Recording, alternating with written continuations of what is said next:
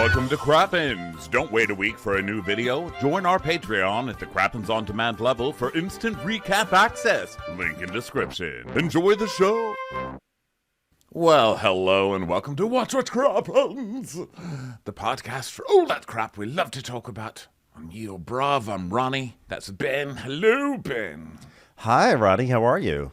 Good. Welcome to the second week in a row that Kyle mentions Lisa Vanderpump on Real Housewives of Beverly Hills. Oh, yeah. Poor, sad, needy Kyle. Gosh, complained the whole season about not getting attention from the husband and then shows up to the reunion dressed like a putting green. God bless her heart. If you're going to get a husband's attention, that's the way to do it. Am I right, ladies? Everybody, welcome to the show. It's Real Housewives of Beverly Hills Day. Festivus, if you will, the beginning of a month-long celebration of all the nothing that happened this season on Beverly Hills. But you know what? I don't need something to happen every day. I'm just glad to be here. How about you, Ben? How are you feeling? I'm feeling great. I actually really enjoyed this reunion. There were some moments where I was like, ooh, hoo-hoo. Yeah, I'm feeling great. It's a big day of podcasting for us, so I am ready. Yeah, me too. Well, everybody, welcome to the show. Come see us at a couple places. We're going to do the Netflix Is a Joke comedy festivals in La La Land, L.A., for those of you who don't know what that is. That is going to be at the Kookaburra Lounge in May. Go get tickets at watchwhatcrappens.com. That's also where you will find tickets to our European tour, which is also coming up in May. We're going to go to London, Birmingham, Dublin. It's going to be so much fun, guys. Come see us out there. And that's that for that. We are on video today on Crappens On Demand on Patreon if you would rather watch these. Hi. If you would rather watch and not pay, they come out a week later over on YouTube. So just join our YouTube channel. And bonus episodes, super fun. There is so much on the schedule right now. We're having to move some main recaps over to bonus. This week is going to be the first reunion of Miami episode is going to be on the Patreon bonus. So go join Patreon. You should do it anyway. And then Below Deck will be a regular episode this week. So let us jump into... Summer House. Summer House will be regular. What did I say? Below Deck? Yeah. Summer House. We've seen Summer House, and we feel like it needs... People are... Yeah. It's good. It's good. It's juicy. I texted Ronnie. I was like, oh my God, Summer House. And you were like, what? But nothing. You were like, but X and Y, X, Y, Z, and this and that's happening. I was like, just wait. There's a journey you're about to go on. Well, and that doesn't mean that Miami wasn't good. Miami was excellent. Also really good. So it's like a Sophie's Choice, guys. Miami is excellent, but we just wanted to make sure. We feel like Summer House. We feel like everyone's going to want to weigh in on Summer House, and so we want to make it as accessible as possible. Also, Miami's kind of getting the shaft because they are fucking with their reunion schedule to make room for this Erica Jane piece of shit show. We're not covering that, are we? No. Good. I mean, I know unless there's nothing on. I know I was kind of leading the witness. No, there will be stuff on. There will be stuff on somewhere on a streaming platform somewhere. There will be something for us to talk about. So yeah, no, Erica, no, ma'am. But there is good news in Erica land. For people who think Erica's a fucking monster and deserves everything she's going to get in the future. That Marco guy, she was suing him. She was trying to block him from suing her for malicious intent or whatever because she ruined his life. And the judge shot that down. So he does get to sue her. So LOL, Erica, with your fake fucking redemption story and your whole like, I've been so angry, I'm finally vindicated. Well, have fun. And I hope no one watches your stupid show. Okay? And but we will be probably watching it. We watch everything on Bravo. I'm gonna watch it. Try to. Yeah. I'm just not gonna be nice about it. Okay. You know what? I'm gonna wear special costume while I watch your show, but I'm gonna pay the designer Old Navy. Okay, and I'm not gonna get them thrown in prison. Are you sure? Because I think it would be kind of fun to walk into Old Navy headquarters with a wire on and demand that they pay you back for everything that you purchased from their store. And see if we can take them down. Yeah. So that's going on. What was the other thing that was going on?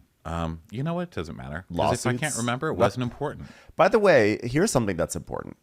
On Monday, we have Crappy Hour, and I feel like there's already so much to talk about because there's like a million lawsuits happening.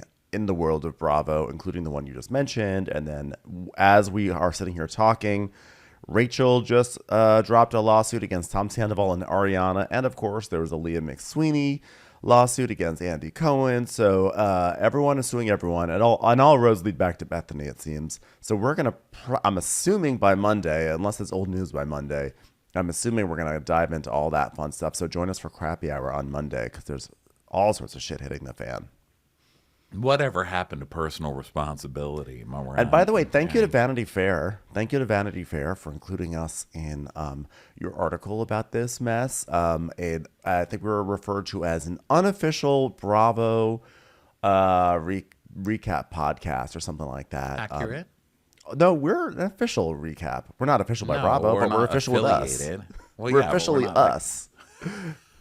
Oh, we're not officially. We're not Bravo. an official Bravo thing. No, we are definitely not. That's accurate. Anna Peel. Yeah. But Anna Peel, you made I felt like we were a little misrepresented there a little bit. You know, she was like, well, she wrote. Let's see if I can find. Okay, I think I took a screenshot of it because, of course, first and foremost, I really was excited that we were mentioning that Vanity Fair. I was like, thank you, Anna Peel. You're the best. I was going to say, what are you upset about? I loved it. You a congratulations ice cream cake. I loved it. So she said, after Vanity Fair story was published, an unofficial Bravo recap podcast called Watch What Crappens posted an Instagram meme with the caption, Vanity Fair breaks the news that adults drink and Ramona Singer is racist. Cohen responded in the comments with a crying, laughing emoji. Where I felt a little misrepresented was like the meme was significant. Don't just say it was a meme. It was a meme of Vanity Fair thinking it was like breaking news to all of us listeners and all of us being like, yeah, we already know. And it was the lady in the canoe acting like there was a massive flood and then people just walk by and we see it's 1 inch water. So it wasn't just like that we said, guys, you know, people drink and Ramona Singer is racist. It was like we were making fun of Vanity Fair. Well, that was Anna Peel. I mean, what do you expect her to do? Throw you a parade? Like, yes. Give you like a play-by-play of how fantastic your meme was? No, you were dissing Anna Peel with that whole meme. You were like, fuck this lady and her stupid fucking article. And then you're like, why didn't Anna Peel hug me?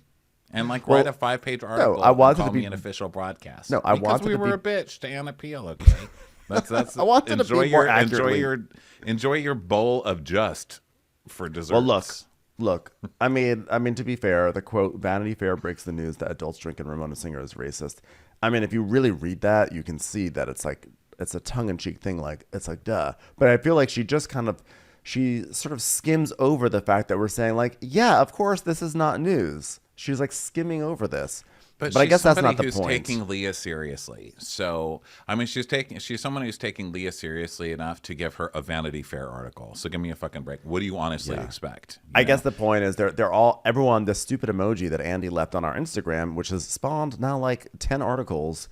I guess the point is like Andy is laughing that Ramona is racist. I'm like, I don't think that he's laughing that Ramona is racist. I think he's laughing that this article came out acting like this was bombshell news that like people get wasted on these shows and that, you know, Ramona Singer is problematic. This is not bombshell news, but they keep treating it like that. And hey, if they want to promote our podcast in the process, by all means, we'll take it.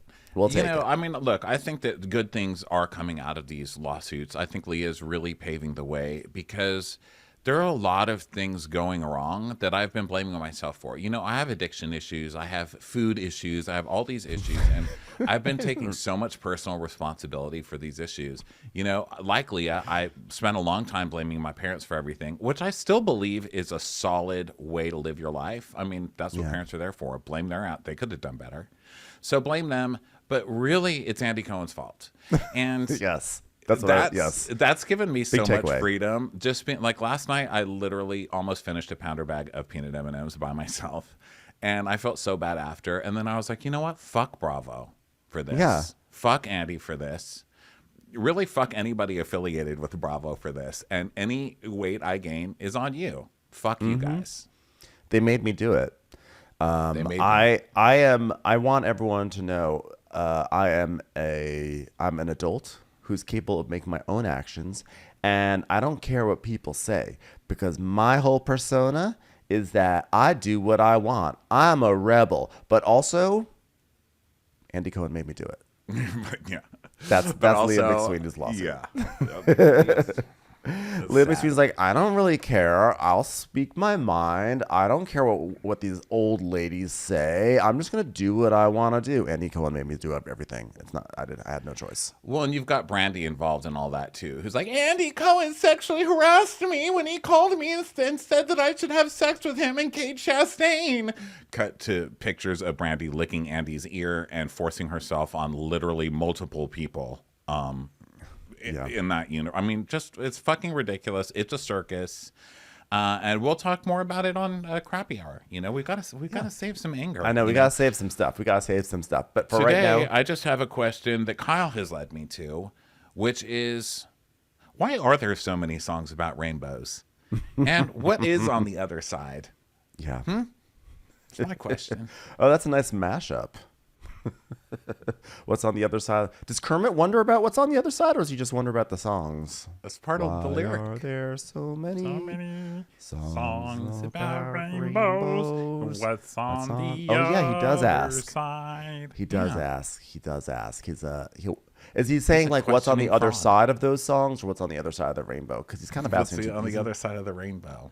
Because it's sort of like he's kind of like mixing two concepts if you really think about it. Why are there so many songs about rainbows and what's on the other side? You're right. Yeah. Sentence structure wise, that could mean what's on the other side of the songs. It's like, let's stick with one concept at a time, Kermit, okay? God, Kermit. You're going to confuse Robin. That's why Kermit just like can't stay married. You know what I mean? And Kermit's got ish. So speaking of, let's get to Kyle. So tonight, the 3-part Beverly Hills. That was so weird, like shaming someone for divorce. I think, by the way, maybe the I would right way never to shame anyone for divorce. And if you're considering divorce out there, do it. I say do it. Life's too short. I think, by the way, the proper way to segue out of this Kermit moment into the reunion is to sing "Moving Right Along." Dun, dun, dun, dun, dun, dun, dun, dun. Moving right along. Muppet movie. Yeah. Anyone? Uh-huh. Okay, so everyone is coming to their trailers and starting the day. Kyle's got crystals because I'm a crystal person now, you guys. Yeah, out of nowhere. And Avi is telling Sutton not to cry and to be really strong. And so Andy starts popping into all these trailers, and he's like, "Wow, big day, Beverly Hills, she." So he goes into Kyle's trailer, and he's like, "Hey, OG, how you doing?" She's like, right now, I'm okay. Okay, well, guess what? Mo is going to be joining us today. So wacky. He's just kidding, guys. Why shouldn't Mo be joining you today? The husbands get dragged onto most of the other shows to get excoriated. Why does Kyle get off? She was furious. In that moment, she was furious. Her eyes, they just turned beady. They had that look of her having to scold Kim, you know? Like she was ready to leap across a limo at Andy Cohen. But then he's like, just kidding. You're a goddamn alcoholic. That's what you are. Apparently, Andy's just a big cokehead who gives everybody coke. And they're using this as a way to slam Andy. Like, oh my God, Andy giving free coke to people. That's like a good person. Like, did I miss the train? Like, when did we start hating on people for being generous with their coke? I mean, yeah. What time period is it? What timeline is this? Are we supposed to believe that Bethany Frankel has just like traipsed through New York City's Upper East Side scene and was not doing like mounds and mounds of coke? I should be careful. She'll sue me now. She'll sue me. But yeah, this is the accusation. Andy Cohen does coke, and he gives out coke beforehand. Which I mean, that one's been around for a long time, been a right? while. From Kathy Griffin. But yeah, they're bringing this one back. Like, oh my God, and you know what else he does? Shares his coke. I'm like, you're kind of elevating him to sainthood at this point. You know what I mean? Like, I'm a bigger fan. I'm not usually like a huge Andy this is a fan value in general, add. but like like you're helping his case. You know what I mean? Like, I don't think that there's a judge alive who's going to be like, oh wow, someone's generous. Go to jail, sir. No, the judge is going to start inviting him over to fucking dinner parties. Okay, listen, so there are so many things happening in this world. There are people who can't get proper health care. There are people There who are people dying.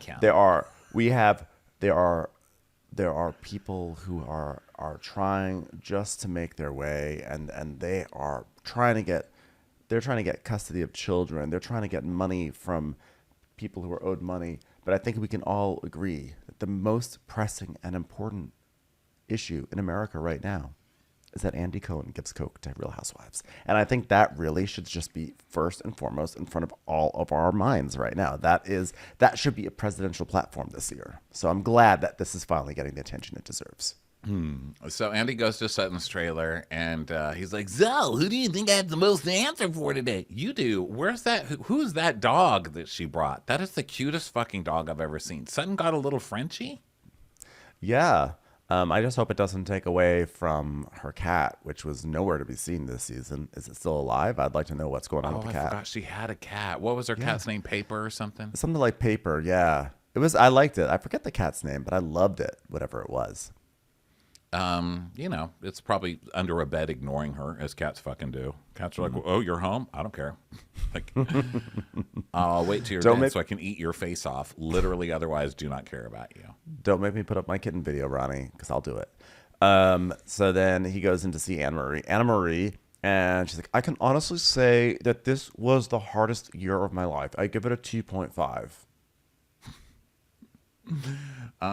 Which is, when she started dating, that's what she was getting scored by her husband. So, like their relationships improved. Also, we had a huge mystery solved today, which was Anne Marie's name, because the whole season I've been like, how are these women pretending to be this lady's friend when they can't even pronounce her name right?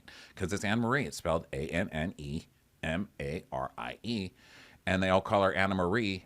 And we find out today that they call her Anna Marie because her name is Anna Marie. It's just spelled Anne Marie, and that's because it's Dutch. Yeah. Now, does that make sense to anybody? No, probably not. I would like to think there are a lot of Dutch people out there going, "What the fuck is that? That's not true." But it's Anne Marie. It's Anna Marie, and so she's gonna get a letter. I think we're just used to. She's gonna get a letter from the Society of Dutch. She's going to get a letter from the Society of Dutch Linguists saying, "Anna Marie does not speak for all us Dutch people. She does not know what she's talking about. The name Anna Marie in Dutch is spelled ANAMARI, in fact. And so Anne Marie has nothing to do with the Dutch pronunciation." No, you can say it however you want to. You can say you can just say your name is whatever you want to. Like, that's the rule. I've got a bunch of nurses backing me. Do not make fun of nurses. Do not. Oh my God, Deutschland just tried to ruin the reputation of nurses. So boycott them. Boycott them. Boycott the Dutch. So then Erica goes and hangs out with Dorit, and she's like, "So, Dorit, are you nervous about today?" She should be, because if she bumps her head on something, she's going to stab herself with that little sliver of hair that she's fucking shellacked down onto her forehead. If that is angled the wrong way, she's going to lobotomize herself with that thing. Yeah, she's definitely Dorit. This is a big Dorit episode. So she's feeling some sort of way. She's like, there's stuff with Kyle and I, and that's going on, and it hurts and bothers me the most. I mean, you obviously saw that in that press, the things that she said, that I exaggerated our friendship. And then we see Kyle doing an Amazon Live. And Kyle's like, I mean, like, Dorit, like, we've only gone together, like, a couple of times that I can recall. Like, Mo and PK and Dorit and me. It's not like, it's not like Jamie Lee Curtis, who we hang out with all the time. And she's like, "Gosh, you're going to get an Oscar one day, too." And I say, "Thank you." No, it's not like that at all. She just doesn't do that kind of stuff. It's just like, to put it bluntly, it was just like an exaggeration. Yeah, first of all, I love that Amazon Live is considered doing press, because that's just hilarious. That's funny. Yes. Second, Kyle's honestly, and you're going to hear this a lot in this recap, so sorry in advance, everybody. Kyle's such an asshole. Such an asshole. Those who doubt it, this is the kind of person Kyle is. We cut to her Amazon Live, and she goes, she's saying that we're, like, friends, but, like, if you really think about it, like, my friends, like, we work out together. Like, Dorit doesn't do that. So, like, I'll go work out with my friends, but then I'm like, "Dorit, do you want to work out?" And, like, she doesn't want to work out. So, I mean, we're not really friends. Fuck you. Fuck you. So rude. I've never heard that bar being set for a friendship. I Who have. does my friends don't exercise with me? No, that's It's a awful. seventh grade bullshit. Like that's what you do when you're in seventh grade and you find like new popular friends, and so you come up with some bullshit reason why you have to leave another friend in the past. Like I think like this is middle school. Like it is so obnoxious. I'm like I cannot even believe that I'm taking up for Dorit this way, but I felt really bad for her because it was so like we watch endless scenes for years and years of the four of you all getting together and you guys are such good friends and yada yada yada, and now for Kyle to say if she said, oh, we've kind of drifted, fine, but to act like, oh, it was an exaggeration, yada yada, it was so, I felt actually bad. I felt really bad for Dorit. That is such a mean thing to do and to say, and that is exactly the way Kyle operates. She gravitates towards people that she thinks are more fascinating, more interesting, that she can bask in their reflected glory, and then she leaves other people in the dust. And right now she's on her fitness kick, so she's going after people who jog and people who wear cowboy hats. So Dorit goes on to tell Erica, she's like, I haven't heard from Kyle in a couple of months after that. And then she sends me a text yesterday, basically trying to silence me. She was threatening me. She's making like the throat slit gesture. She's like, she almost murdered me. It was so manipulative. So then we see this text. This text is so massively long. This is the text that Kyle sends a text out of nowhere. And it's just saying things like, "Oh God, like I wish, like we could have talked or whatever." I'm trying to remember the pull quotes that they put up on screen because it was such a massive block of text. But it's like, "Oh, I was very hurt and depressed, and I spent all these years with Mo, and I know like we're not in a good place. I don't want to lose another friendship to TV. Can we let's not bring it up on the reunion. Let's just like hang out afterwards and we'll talk about it." Yeah, basically like hope we can sit down after tomorrow, Yeah. So yeah, I mean, I think Kyle was pretty clearly trying to tell Dorit, don't be mean to me. Don't be mean. Like everybody's gonna be mean to me at the reunion. I don't need it from you too. Yeah. Now let's all remember what we're about to see over the next hour is going to be Kyle being very angry at Dorit because she's mad that Dorit brings things up on camera that could potentially make the media firestorm worse. And she does not like that. She does not appreciate that. So this is coming from Kyle Richards, who has put the phrase open and honest, has put it into our brains like we are like have a Pavlovian, Pavlovian. Is it Pavlovian? Pavlovian. Yeah. We have a response now. And it's unpleasant. Open and honest, open and honest. And here she is, angry at someone who wants to have immediately. Yeah. Isn't I wasn't that sure a if it was like Pavlov's dog Pavlov thing. Yeah. I think it's where they ring the bell and then the dogs know that means that it's time for dinner. So like they ring the Yes, bell and it then is. the dogs For a moment, I thought- immediately or start salivating. It is. But for some reason, as I said Pavlovian, I was afraid that I was actually just saying something pertaining to Pavlovas. And I was like, am I saying the right word right now? So the point Maybe you is meant like Padma-ovian, where like Kyle's open and Padma honest. Like, did you Lakshmian. need to be so open and honest? The point is that Kyle, the champion of being open and honest, is suddenly very upset when people want to be open and honest and want Kyle to be open and honest on camera. And Kyle is acting like, oh, I'm so mad at Dorit that you asked me this question about my marriage on camera. I can't believe you would put that on camera and make a situation worse. When Kyle was the one who, speaking of Brandy Glanville, resuscitated this Botox corpse of a lady and brought her back onto this show just to drag Denise Richards' name through the mud about a lesbian affair, allegedly. And now here's Kyle acting like suddenly it's the biggest crime against humanity to unearth things on the show that might make the media pounce. Right. Like outing people is only bad when it's Kyle. Exactly. Especially after she's done a whole music video about what a raging lesbian she is for Morgan. Kyle's so full of shit. I can't. So, by the way, I just want to say, I apologize for Botox shaming. There was nothing wrong with it. I called Brandy a Botox corpse. I could have just left it at corpse because everyone does Botox. There's no need to shame the Botox. I apologize. Calling her a corpse is much better. Well, Just regular corpse. I should have just stopped at corpse. I'm a good person. I needed a funny adjective, and Botox was the first thing that came. Well, you're lucky Adriana from Real Housewives of Miami is not here. She'd be like, you wish me dead. You wish me dead. You said my corpse. Okay. Well, you know what? I wish you were here because that is a star. That is a star. Let me read you a poem about stars. But we'll get to that later. Okay, so Dorit's like, how would you feel if you got this message, Yoko? And Erica's like, I would feel manipulated. Why am I here? Is there a dolly you guys can come take me out of here, roll me away from this shit on? I don't even know why I'm fucking here. she goes, well, but you said on Watch What Happens Leave that you've gotten eviscerated and you love Kyle, but you want to see Kyle get eviscerated. Well, fair is fair. And she's like, Oh, yeah, yes, I did say that. I appreciate you watching and all of the fans out there for standing behind me and believing in my innocence. Those of you who believed in my innocence, as I proved that night on Watch What Happens Live, were correct. I'm innocent. Thank you. There is there. So now everyone goes out to the set, which is like a Hollywood Hills party, but it's all black because it's, I guess when they're in California, they actually have the capabilities to do these panoramic wraparound sets like they did for Orange County. So now we're back and it's Beverly Hills.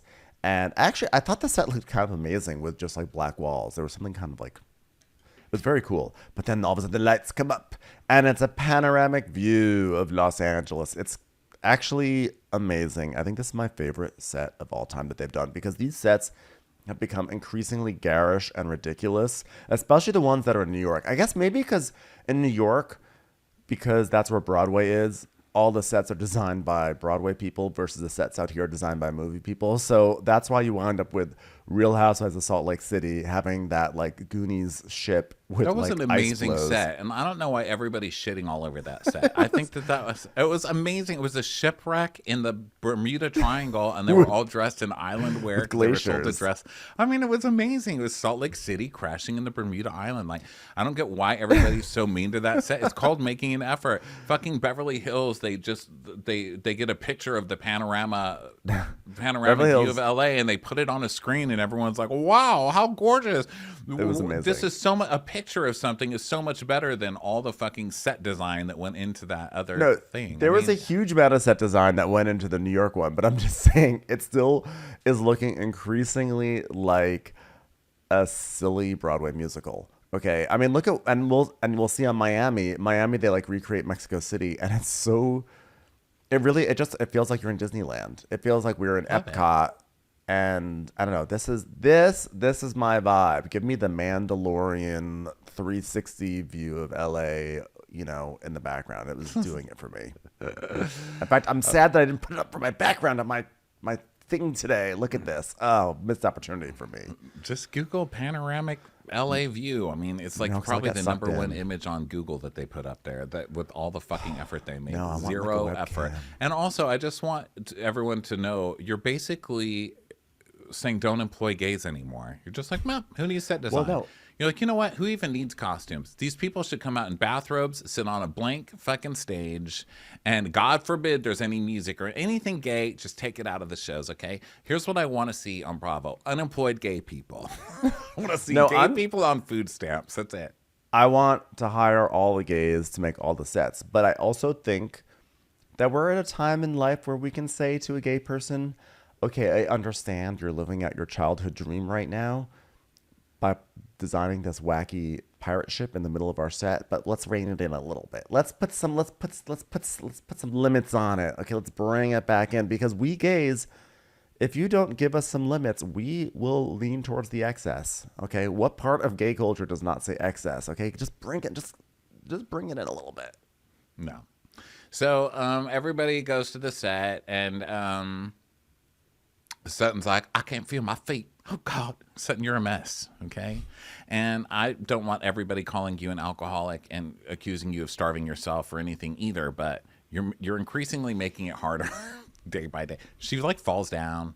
We see later as she goes to the hospital. Get this woman some vitamins, for Christ's sake. Yeah, seriously. So everyone shuffles in. It takes a while. And then everyone's there except for Dorit. But where is Dorit? So Dorit is outside getting sewn into her dress. And Andy's like, wow, okay, well, I'm so glad I got here at 8:15 while we wait for Dorit's dress to be sewed. You know what you could have done to solve this is shared some Coke with Dorit. Just a suggestion. Speed it up a little bit. Come on. Like, He what's is the never point of gonna having give that Coke to her. reputation if you're just going to let people be lazy, you know? She talks too much without Coke, so I don't think that he's ever going to give her any bumps. So Dorit's like, let's just start without her. And Emery's like, oh my God, there she is. There's Dorit. Hi, Dorit. Dorit's my new best friend now, everybody. Let's notice how much I love Dorit suddenly for no reason. Dorit's here. Dorit. She refers to me as Dr. Anna Marie, so I'm really into that. She should. Because it could be a doctor. I mean, it's the same thing. It's basically the same thing. Dorit comes out sort of looking like the girl from National Geographic. She's got... She does. That's who it is. It's that little girl on the cover of National Geographic. Thank you. I was like, where is that? There were so many things. Ryan Bailey came up with E.T. I was going to say there's E.T. I mean, I think he came up with it. I saw it on his thing. And I didn't even see it, but I definitely was thinking... we had a this morning Star I was Wars thinking one E.T. on ours, which I thought was really funny. I was going to do like a Virgin Mary thing, like Dorit showing up to the nativity, or like Dorit showing up to do a Christmas pageant or something. But I was like, well, it's not Christmas. And also, like, I didn't know if that's bad because she's Jewish, and I don't know, people are so sensitive. And I was like, it's not really even formed anyway. But I was just sitting there trying too hard to think of what this was. And that's all you had to say, man. It's National Geographic. I've lived all over the world. I can do whatever National Geographic cover I want to. I'm a woman of the world. So she comes out with this red garment draped over her head. It's like a hood. Is it a veil? Is it a hood? I don't know. So, and Girl, she can't. Fucking Dorit in another flop era of a season comes out dressed like the Ishtar poster. So Andy's like, hey everyone, welcome to Real Housewives of Beverly Hills Season 13 reunion. I'm Andy Cohen, and tonight I want to welcome you ladies into the backyard cocktail party in the Hollywood Hills. Hope it's fun. We've wanted to use this set for so many years, but we did have some issues that we were concerned that while Kim Richards was on the cast, she would fling herself at the screen. What do you mean? Oh, God, to jump? No, oh my not the gosh. jump. That she would go running out to embrace the city of Los Angeles and get confused.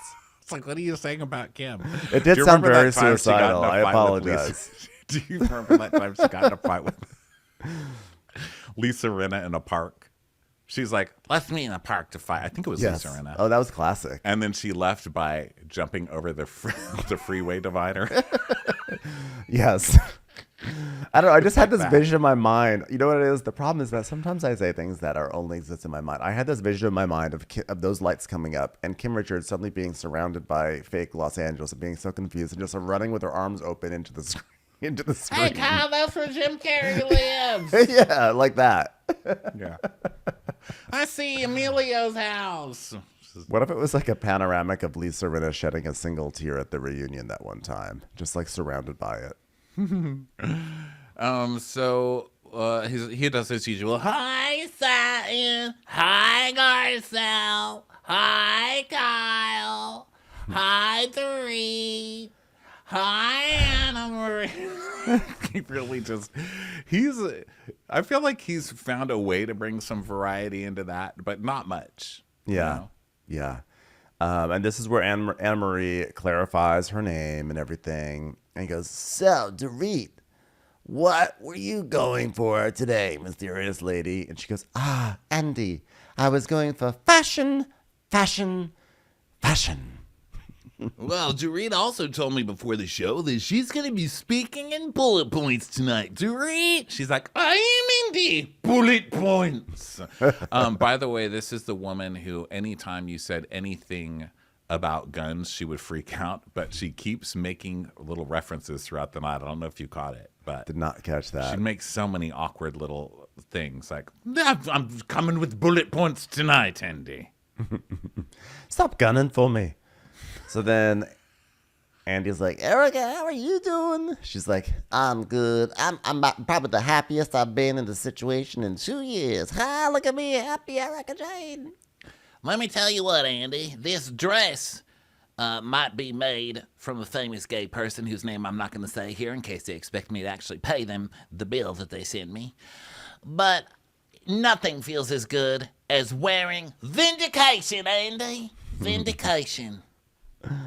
So Andy's like, all right, and do you share the same feeling tonight, Kyle? How do you feel? You look like you're already ready to cry. How you feel, Kyle? And she's like, no, I wish I felt like Erica right now. All right, well, Erica mentioned to me on Watch What Happens Live that she was, sorry, am I speaking like Erica or am I speaking like Andy right now? I can't even tell. Let's go into Andy's space.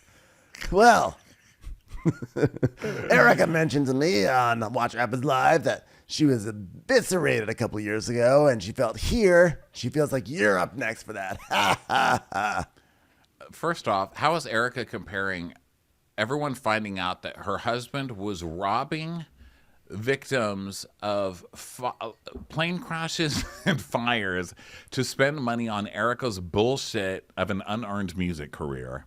How is she going to compare that with Kyle possibly making out with some young country star? That's not even the same thing, and they do not deserve the same evisceration. Sorry, okay? And that's the last time you'll hear me stick up for Kyle today. But Andy is like, so what do you feel about that? She's like, well, Andy, I just want to say that, like, I wore green today. I wanted to dress like AstroTurf because no one in this cast has walked all over as much as me, Andy. Now, that said, you know, and maybe Erica made a mistake, but she's actually a really good friend to me, Andy. She's been like really supportive of me, so I'm just gonna go ahead and forgive that one because I'm really mad at Dorit today. So we're gonna come for Dorit today, Andy. Yeah, she's gonna deflect. Well, thank you.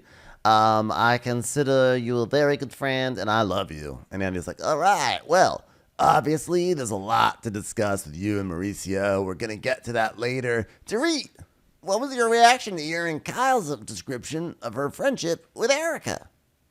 It's like, well, I kind of got stuck on the fact that she said headlines hurt her because it's much the same. When I saw the headline, Kyle said Dorit's not her friend because she doesn't work out. Very hurtful, Andy. Very hurtful. And then I heard it in my head in German. And then I heard it in my head in French. And then I heard it in Chinese, Andy, because I know so many languages, I'm offended in all of them. Dorit, why are you holding that yellow rectangular frame around your face? I float even when I'm not trying to, Andy. And that's what it's like being raised next to the Dead Sea. So I thought when Dorit said, you know, it really struck me that when Kyle said that she read that the headlines hurt her, I thought she was going to say this is classic Kyle. She only reads the headlines and doesn't actually get the full context of the situation. But instead, she was just like, well, look at the headlines, the way they affected me. So we see the headline of Kyle Richards says Dorit Kemsley exaggerated their past. And Kyle's like, yeah, but, because that stung Kyle. So Kyle's like, yeah, well, I said it in response to all the things that you've been saying throughout the season. You know, of course, like eventually once I saw the show, I was like really upset. Like, you know, I'm just like, first of all, being asked about my marriage on camera when we are good friends, like, that is literally what a good friend would do. Like, Miss Open and Honest, that is, why are you shying away from that? Just Kyle making her whole personality about how she doesn't want to talk about anything is just so hilarious because, like you said, it's Kyle and she's, you know, a hypocrite. So then we see a flashback to 10 months ago, Dorit and Kyle in the car, and Dorit going, so how are things with you and Mo? Which, by the way, is the most generic fucking question you can ask somebody. Like, literally, nobody cares about how you and your husband are doing. And by the way, I'm not just talking to Kyle. I'm talking to all of you, okay? Yeah. When I ask about your husband, I don't care. Just say he's fine and move on. I don't really want you to sit there and bitch about your fucking marriage to me, okay? I don't care about it, and neither does anybody else. And if they're pretending they're lying and hoping that you're paying for lunch. Okay? Also, you're not wearing your wedding ring. So, like, if you want to not have things brought up on camera, why are you not wearing your wedding ring? And also, why are you answering like this? When she says, how are things with you and Mo, instead of just saying, fine, how are you? Like anybody normal, you go, Well, I feel like I need a little freedom. Okay, well, what kind of answer is that? That is begging for a follow-up question, and the follow-up question was, specifically away from your husband? And Kyle's like, and acting like she can't believe that Dorit's asking her this question. You are leading the witness and then getting mad at the witness, ma'am. Yeah, I agree. So Kyle's like, and then, like, I was like, you said, Dorit says that. Dorit oh says yeah, this one. it's like, and then, I feel like I was replaced by Morgan.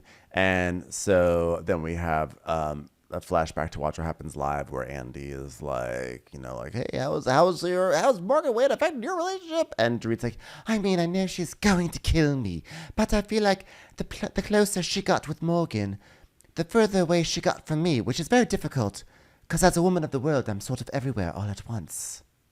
There are certain things that I think bond people. Like there's trauma bonding, like, oh my God, our moms were both mean. We're bonded. Or your mom was mean to both of us, so we're bonded. I don't know, depending on what mothers you're raised around. But I feel like they have like this bond that should transcend any of this petty fighting. They brought down Lisa Vanderpump together. They didn't even like each other before that. They only became friends basically to bring down Lisa Vanderpump. And then I feel like that's like going to Vietnam together, They should be friends forever, but already it's over? Boo. And we would all go down together. And we would all go down together. You know what? Look at all these military coups. Okay? You have a country. It's like gay pride all over again. You have a country. Military leaders are like, you know what? Don't love this president. Let's take over. The military takes over. They have a coup. They're like, now we're going to run this country the way we want to run it. And guess what? Then they all kill each other because they're like, wait a second. I want to run it the way I want it. I want to do it. I want to do it. So like you come together to defeat a common enemy, but then you have to deal with each other. And sometimes that is not an easy place to be. It's not. So did I just compare Dorit and Kyle to a military coup that has, plagued several countries around this world? Yes.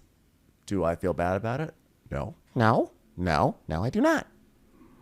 Well, is it a accident that there's a picture that you did actually of Lisa Vanderpump behind me that was based on the famous Che Guevara artwork? Oh, I forgot that I did that. This time. Yeah, there you did it. It's right there. That's Ben art right there. So you see, the show always goes back to communist coups. So then Kyle's like, come on, Dorit. How many times have we had lunch without cameras there? How many times, Dorit? Yeah, but how many times have you ever had lunch, period, without cameras there, Kyle? You literally call TMZ to watch you eat a fucking Chick-fil-A. Yeah, and how many times have you had lunch? Ever?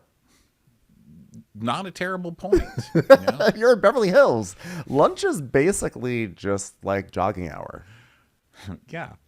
So Dorit's like, oh, excuse you. You and I, over the last 7 years in particular, over the last few years at least. I'm sorry, I'm trying to remember the time we sunk that Vanderbitch. All right, 4 years then. How many times? How many times? I can count on one hand how many times we've had lunch. And she's like, but Mo and PK are like best friends. And he's like, whoa, but I thought you guys were hanging out all the time. Come on now. And Kyle's like, yeah, but you see what I'm saying? The thing is that, like, it doesn't matter. We don't have that kind of friendship. We don't have the kind of friendship where we just go and have lunch. That's what I'm trying to say. We've only had lunch negative 45 times in our life. We owe each other that many lunches because we never even had them in the first place. And then she doubles down on her big Amazon Live, exclusive story that she gave that publication, where she's like, we don't have that kind of friendship, Dorit, okay? My friends, they get up and they exercise. And Andy, she can't even exercise. One time she said, let's go exercise. And then she was on the sidewalk because she couldn't breathe because she doesn't exercise. Well, we were in Palm Springs, and her group of friends think that, they think that a brisk walk is going 10 miles, okay? That's a bit much. Kyle is now workout shaming somebody. I can't. I know, that's why. I love that Kyle is like, what? Look, when was the last time we had lunch? When then she says, this is how I spend my time, going on 10-mile walks. It's like you're either a lunch person or you're a 10-mile walk person, but I don't think you're both. I know you gave up lunch, Kyle. Everybody knows that. And it can be Ozempic or not. Like, I'm not going to Ozempic shame because I'm an Ozempic fan. Okay. So I'm not going to sit here and Ozempic shame anybody, but you can't give up lunch and then blame somebody for not having lunch with you. It's like me not drinking, being like, well, Ben, when was the last time you had a fucking martini with me? Well, you know, like I can't get mad at Andy Cohen for not sharing Coke with me when I stopped doing Coke 3 years ago. You know what I mean? It's just not fair. Will I anyway? Yeah. I mean, I'm kind of resentful that I've met him and he's never offered me Coke. Am I? Yes, I am. But I can't help that. It's my own immaturity. I forgot what we're even talking about. Fuck this. I want lunch. Brisk walks that last 10 miles. So, so then Andy's like, so Kyle's like, the point of my story is, and I don't want to get lost in this. That Too late. does not mean that you are not very important to me. I love you very, very much on camera. But what I said was like, because this was an exaggeration to take a moment for you to say something at my expense, because you knew that by saying something like that, it was going to create a bigger problem for me in the media with the whole Morgan situation. I'm like, okay, would you like to call up Denise Richards and ask her how she feels about like 4 episodes of you guys reading her text messages at Buco de Beppo, bringing on Brandi Glanville, and bringing on all these people to have a gay panic over the fact that like she may have hooked up with Brandi at one point sometime last year. Also, it's not a problem in the media for you with Morgan. There has been zero problem. If anything, everyone's like, oh my God, Kyle, something actually interesting happened to you? You might be gay? Kyle, tell us more. Literally nobody. I mean, you came onto a season where you're trying to victimize yourself about whatever Mauricio did, which we still don't know. We're assuming is cheating. But all we've really seen is you cheating this whole time. Mm-hmm. And nobody's given you shit about it. I think I'm the only person who's given you shit about it. And I even feel bad about giving you shit about it because I feel like go live your life with your 20-year-old country star from the Appalachian Mountains. Like, you do you know, or do her. Do both of you. Do each other. But, you know, I feel like you've gotten off pretty scot-free in this whole thing. She has. And I feel like in any other decade in life, she would have been excoriated. I think that Kyle has had it so good, and she can't help that she's had it so good because she really wanted this to be a controversy, and everybody's so happy for her that it's actually pissed her off. Yeah, actually, Kyle started off the season really well. It was the most likable I had thought she had been in years because it seemed like she was actually living in her truth. But then she kind of slid back into classic Kyleisms where she makes people feel bad about asking about her. And then she seems to want to like promote what she's going on in her life, but then gets mad when people ask her. And then she stirs the pot and yada, yada, yada, yada. So anyway, so here she is making Dorit feel bad about a situation when they were clearly really good friends and Kyle just picked up a new hobby and ditched her. Yeah. So she's like, Coyle, the Morgan situation was in the media, and it was not because of my comment. It was because you were eating watermelon on toothpicks at your friend's funeral. And then we see a clip of Kyle and Morgan being like, hey, you know, this watermelon's just kind of like a shrimp. You like that watermelon, Kyle? Boiled You like shrimp. that watermelon? You like that watermelon? Kyle, You like, can I get some you like watermelon? watermelon in a ball. You like You like cantaloupe? watermelon in a cube. You like- seedless You know watermelon. what melon I like? You like honeydew? You like honeydew? Honeydew's a nice melon. Is a raisin a melon? Because I like raisins. I sure do. We know, Morgan. So You're flirting with one. So Kyle's like, my point is, like, I'm saying that it does not mean that you're not important to me. You are very, very important to me. Just not as important to me as people who exercise. Kyle trying to sell us on the fact that she said we're not that type of friend. We're not the type of friends that just have lunch. We just don't have that kind of friendship. But you're very, very, very important to me. Is like the truly like it was so fake it made my skin crawl. I mean, I would have been furious and deeply hurt if I were to hear this. Someone say, we're just not the kind of friend. We don't hang out. Like, how many times do we actually hang out when the camera's not rolling? We're just a friendship for camera. But I do care deeply for you. Deeply, deeply, deeply. Oh my God, what? This is the Hollywood bullshit that makes people not want to come to Los Angeles. Well, she is talking to Dorit, which Dorit is also one of those people. So, I mean, I don't really feel bad. You know, it's like feeling bad for an asshole. Like, literally their whole job is to, like, push out shit. Try and make try and make you think that makes everything That would better. literally make me feel bad for an asshole. That's your whole job. Your whole job is to push out shit. You're like, I don't feel bad for them. I'm like, that's literally the worst job in the world. You're right. I don't even know where that came from. Strike that from the record. Okay, so Dorit's like, listen, I love to hear that, Kyle, but I know you by your nature. And if I say something that upsets you, you're a punisher. You'll shut me out. Just like... It's true. I mean, that is true, yeah. But also, Dorit, you know that because you've helped her shut so many people out. So again, like, I can't get mad. I can't feel bad for you at being shut out when you're normally the one standing on the other side of the door, like, holding the lock. Right. Kyle is a punisher.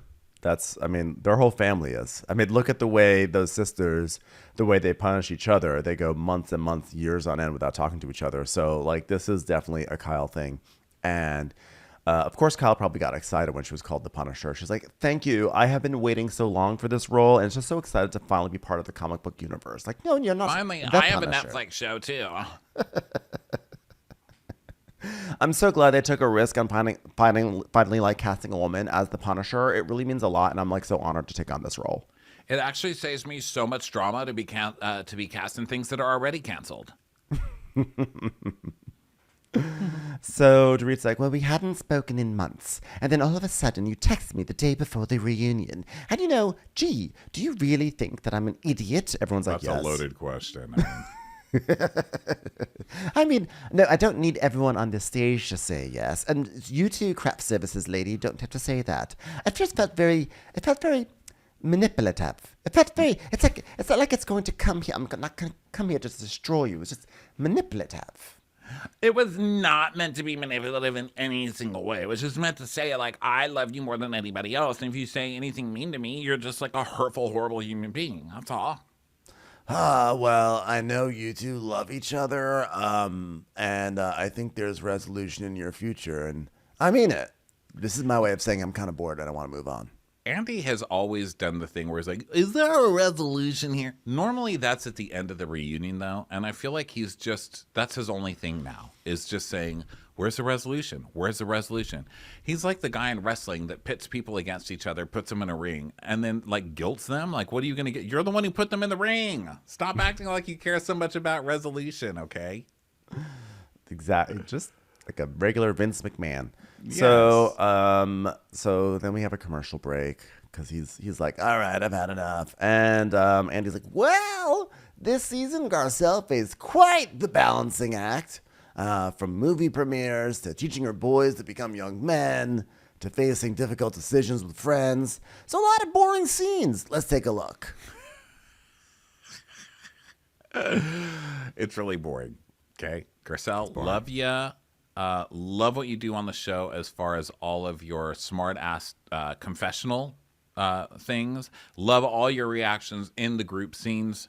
Yes. Hate your families. Just hate them. Not your family. Just the scenes are very boring. I'm bored with them. Very boring. But you know what? We give Garcelle a lot of shit. I don't think that there's really anyone's family scenes that I like. Kyle's family scenes suck. Except this season, it's been fun watching Mauricio be completely confused by Kyle. Like whenever he thinks she's trying to have a romantic scene on camera, and then she's like, "You're an asshole, and I hate you, and I can't wait to divorce you." And he's just like, "What?" So those have been fun for the first time in history. There's no greater compliment that we can give than to say, your family scenes are fucking boring. That means you're doing everything right. It means you have like normal, well-adjusted kids who are like bright and are doing good things, and they're not making for compelling television. Because if they were going to be good television, then if the family scenes were fascinating or interesting, something's gone wrong. Something's gone wrong. Do you want to look at Lynn Curtin? Do you want to look at the Knickerbockers? That's what we're talking about here. Okay. If people give a shit about your family, you have been under delivering in your solo, in your other shows. You've been messing up if people are caring about your kids. I agree with that. So don't worry. This is high praise. High praise. But yeah, those scenes are so boring. So even to watch them again, I'm like, oh. So then Garcelle is... So then we get to the Garcelle beef with Dorit and stuff. And Andy's like, all right, well, first of all, congratulations on the Astro Award and the NAACP nomination. Dorit's like, oh, what does that stand for? Thank you. And Andy's like, the scene on the beach with the boys, I know it's rough. Are you being more selective with your work projects. I mean, you always are, right? I mean, let me walk that back a little bit. You're not just doing any old stupid TV show or movie, right? I mean, you are, right? How do I stop this thing? She's like, well, I've always been selective, Andy, which is one of the reasons I'm doing reality, honestly. I mean, look at me, down to this level, and it's to be around my children. And every time my sons say, you're not a good mother, I say, I pretend to have lunch with Kyle Richards. So I think that wins me every good mother award in the world. Am I selective with my roles? Yes. But, bitch's got to make some food. I mean, do you think I liked it, having to invite Larsa Pippen to my movie premiere? Hell no. But you do what you got to do. Am I right, ladies? And so she's like, well, I had to consider reality because it keeps me around my children. And everyone's kind of rolling their eyes like, wow, thanks. Thanks for stooping to our level.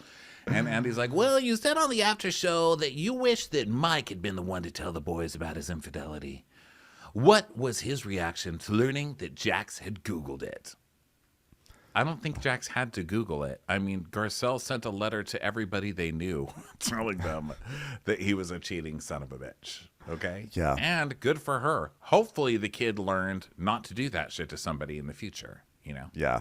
Good point.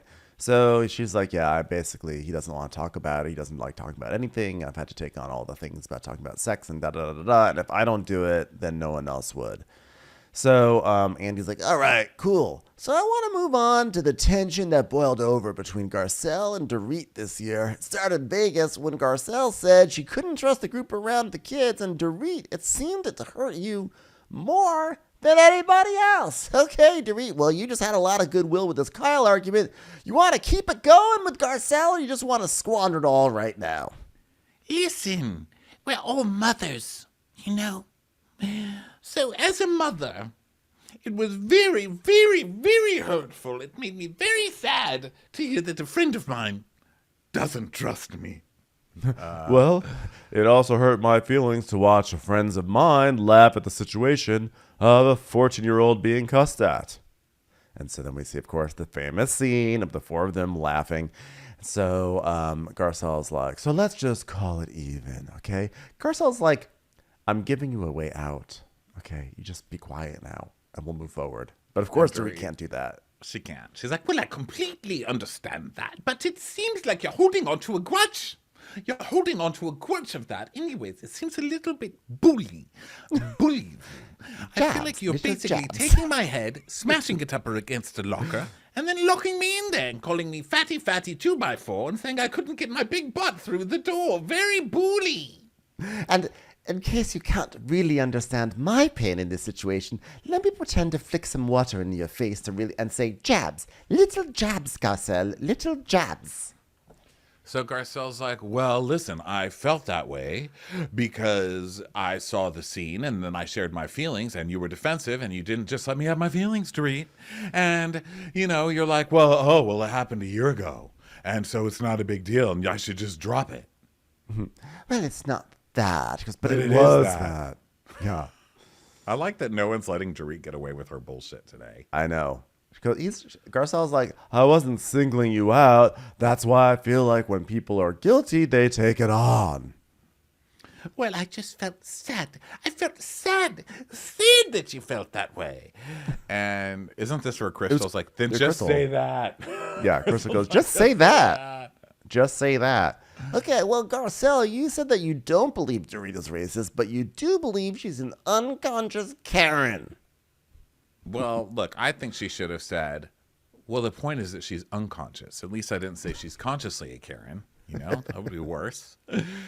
So she's like, well, I just mean she's unaware. I mean, like the word attack, it just seemed unnecessary. I mean,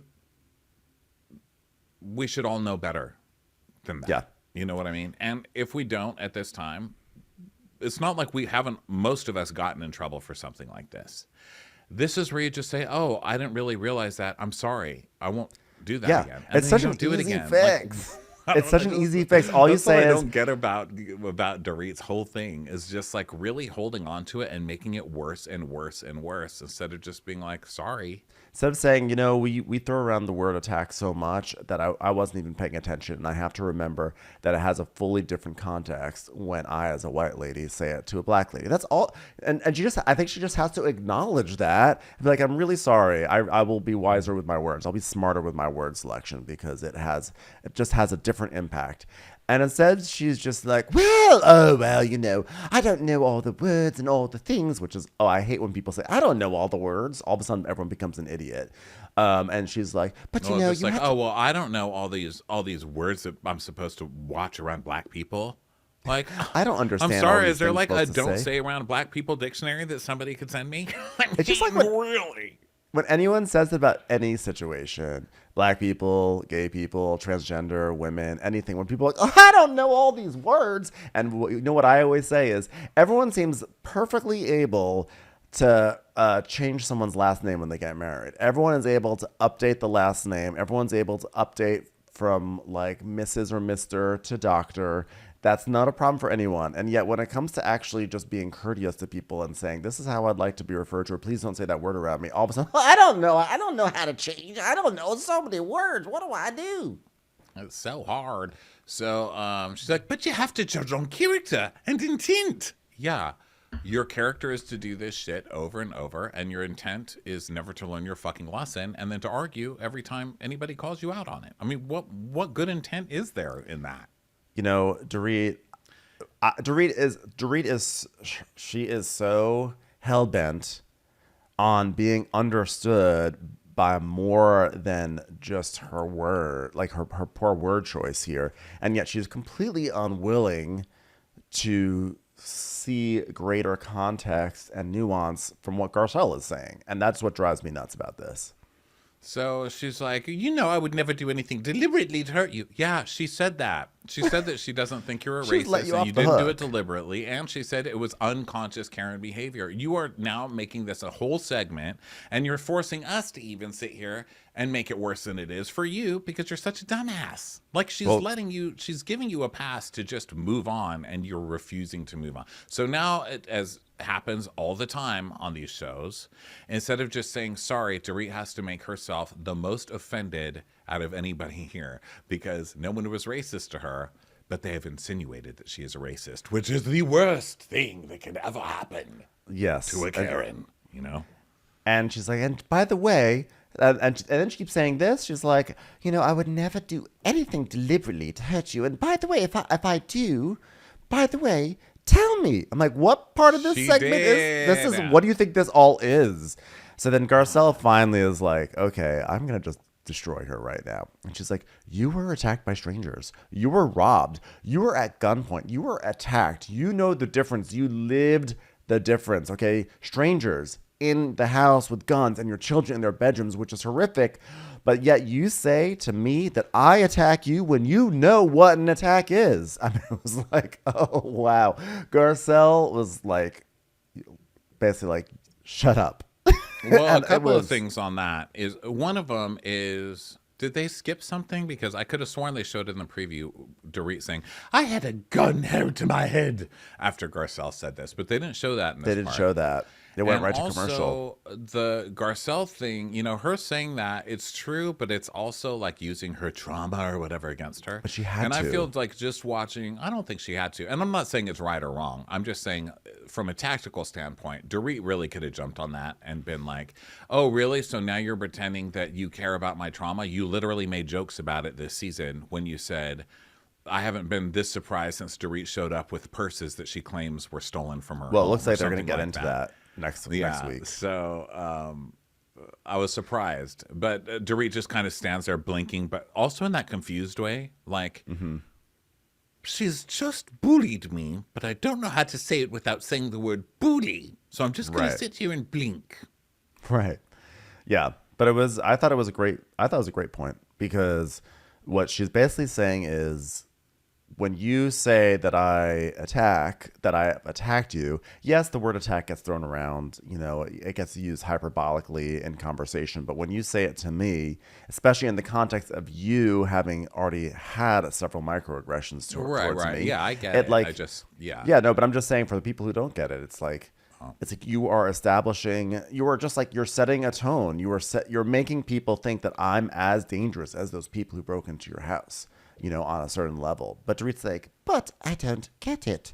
So we go to commercial break, and then we just kind of, like, we've just moved on from this whole, well, actually, we haven't moved on. We now go to Anne-Marie, who's like, I'd like to say something. And she says, I just want to say that when you guys were having this conversation and you said to Dorit, you know, don't call black women angry, you don't call them aggressive. When we were sitting at Sutton's store and I was, you know, unfortunately, you know, talking about your esophagus, Sutton said to me, When I was unfortunately asking about your esophagus. What a sentence. Wow. I know. What a way to set a scene. She's like, Sutton said to me, why are you yelling at me? Why are you yelling at me? When I was clearly not yelling at her. And you were right there, Garcelle, and you didn't say anything. And that does not make sense. Well, that's true, but you didn't say anything either. So she's not coming at you for not standing up for her. She's standing up for herself. So Right. These two things aren't really equal. On the other hand, she's correct. Sutton, that was shitty of Sutton. You know. Yeah, that definitely We pinged on called my that out. radar. You know, not really loving someone on the show doesn't mean they're wrong all the time, and she's kind of right on that. But to make that Garcelle's responsibility, you haven't stood up for Garcelle at all. Garcelle's standing up for her fucking self. You know, Right. and you're not helping her with that either. So I don't know what you're sitting here about. Yeah. And Garcelle's like, well, we all yell at each other. And Emery's like, no, I'm talking. She's like, I'm a black woman too. And this is like somebody weaponizing me as a black woman, trying to make me look aggressive. And Garcelle's like, well, you can stand up for yourself, and you were doing a perfectly fine job at that the entire night. And she's like, but I'm still talking. So like I was being weaponized as a black woman, which I'm not really. I see what she's trying to get. She's trying to just come through for Dorit here, but Right. Because she says that the person who everything stood up she's for her was saying is Dorit. just, yes, and Dorit could get it in that moment too, by the way, because they show a clip of that when Dorit's like, she's not yelling at you, Sutton. You know, like Dorit can kind of get it when it's not her, which I guess is human nature in a way. But she's like, Dorit stood up for me, and Garcelle just goes, she does her, okay. Yeah. Garcelle's like, Garcelle's basically like, I don't like Anna Marie. I don't want to stand up for her. So Andy is like, all right, well, I want to get back to Dorit. I want to get back to the cast member who's going to be here next season. So did you and Garcelle finish this? And Dorit's like, well, Garcelle labeled me. And, you know, you made an assumption. She goes, well, we were good. And you labeled me as angry or, well, attacking. You labeled me as attacking. So then, yeah, it's just more of this. Dorit's like, well, and she's like, well, that changes everybody's perception of me when they meet me because now they're seeing me as an attacker. And she's like, well, I didn't label you as attacking. And she says, you literally said you attacked me, Dorit. She goes, yes, but on this show we use that all the time. Roll the bean footage, the beautiful bean footage. We always say attacked. We always say it. And they're like, Dorit, it's different when you're talking to a black, like they're trying to explain this shit to her. She doesn't get it. And she's like, but what's even worse is you said I live in a bubble.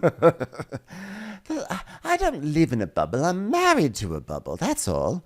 So we see this thing.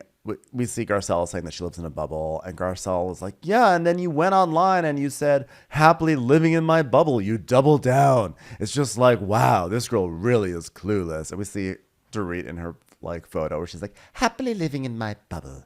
And what an idiot. And Dorit's like, but in hindsight, I guess that was a mistake. And she's like, then why didn't you take the post down? And Crystal's like, didn't you do it twice? Like, you posted 2 times about it. And she's like, no. I did it the one time, and then the next time I did it to clarify. Yeah, the second one was like, I live in a love bubble. I'm extremely happy to live in my bubble. Yeah. So they're like, okay, I just wanted to make it better. So I said, I live in a love bubble with other white people. Just so nobody could take it the wrong way. Do you really believe that I was doing that to stick up my middle finger? And Garcelle's like, well, that's what it was perceived as. And Andy's They're like, yes. Everybody's like, yes, Dorit. Yeah, I mean, it didn't really land. I mean, did you think it landed? Because it really didn't land. they're just kind of making fun of her now because like she's just such an idiot. She goes, okay, fine. Well, I didn't want to leave it like I didn't care, like I was sticking my middle finger up, which is why my third post said, suck it, everyone who's not white. This is my fucking bubble, bitches. And gave 2 middle fingers. Dorit, no, Dorit. So Garcelle's like, she's like, so then Dorit's like, I just thought that there were very big accusations, Garcelle. Very big accusations. And she's like, yeah, well, so is the word you use for me. All right, okay. Listen, 2 things can be true, right? And I think one thing I've learned is it's really important to kind of just listen and say less, maybe bullet point size in situations like this, okay? Which is why I've let you go on for 30 minutes about it. Okay, so enjoy that hole you've dug for yourself, Dorit. It's going to be fun visiting you at the bottom of that well. Okay, what should we talk about next? And Erica's like, we need to take a break because I need one. Okay, I need to take a vindication pee. Oh, got it, still got it, baby. Guys, I have one last question. Tell me this, riddle me this, Garcelle. Do you like me? Sometimes. Oh, do you have a problem with me? Well, there's something obviously. Obviously. Do you want to even try to work through? Do you want to try to have a friendship?